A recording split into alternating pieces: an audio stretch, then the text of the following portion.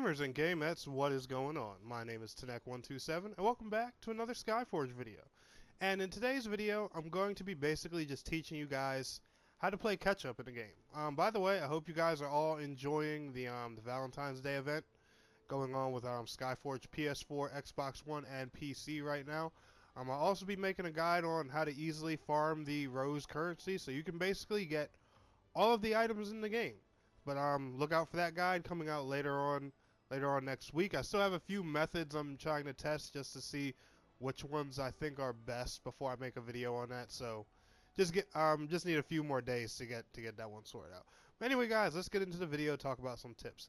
Now, I'm specifically using PlayStation 4 for this video because this is the version I am currently behind on. I'm actually was a Generation 3 leveled character, and PS4 is actually on Generation 6 right now. Xbox One is on Generation 2.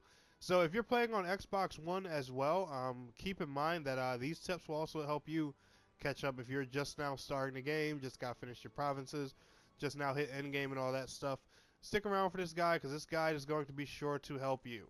Now, the first and utmost rule we always want to follow that's going to easily help you catch up no matter what is your bastions. And here on the screen, I'm also going to show you guys a little chart that shows you, the might level that you're going to need for each generation of gear in the future. So, and bastions help you raise that might level.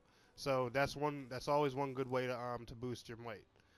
A few things you do want to do though, besides that, is farming enemy knowledge. Now, a lot of people wondering, what's a good way to farm enemy knowledge? I hear people asking that all the time. Well, to my opinion, there's one really simple way. Now, enemy knowledge usually drops from enemies that are enemies that you kill. Now, when you go in certain areas like low level provinces, lower level dungeons and stuff like that, you're going to notice you don't get much enemy knowledge. It's like a level 60 character going into a level 30 dungeon.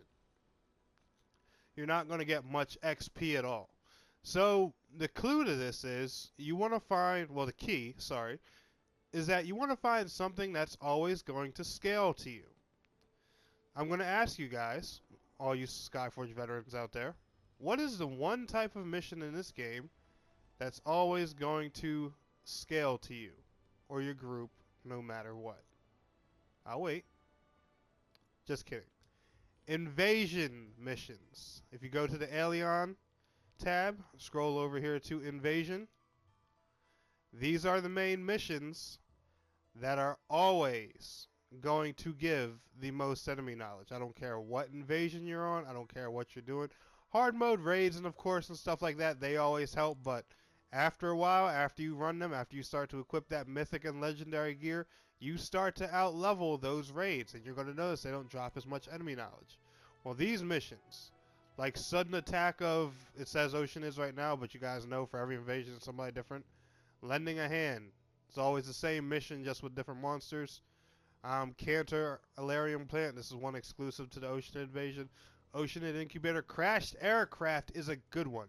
As much as it annoys people, it's a wave-based mission that you usually need a few divine forms for. Crashed Aircraft is such a gold mine for enemy knowledge. Like, it's crazy. I know a lot of people can't stand that mission, or at least from personal experience. If you like Crashed Aircraft, let me know. But me personally, I'm not gonna lie, I can't stand that Crashed Aircraft. And I've heard a bunch of other people say that. One other thing you want to do is work on your tower of knowledge, which is one main reason for farming enemy knowledge besides making mythic gear. Your tower of knowledge, the cool thing is it has a cap on it every single day. However, all you need is 2 stimulants to override that cap. So, and this always gives you a chunk of might at a time. Like, every time you upgrade this tower, I promise you your prestige bar is going to move by at least 1/5, if not more. Or at least from my experience, it always has. And as you guys can see, in our current generation, a lot of the missions that need to be run are like 1,818 prestige and higher, and I need 135,000 might. You guys can see me. I'm personally behind. I'm at ooh, I just hit 100,000. Yay, congrats for me. Didn't even realize I was that far. But now I'm going to give you guys the main super awesome thing that's going to help you.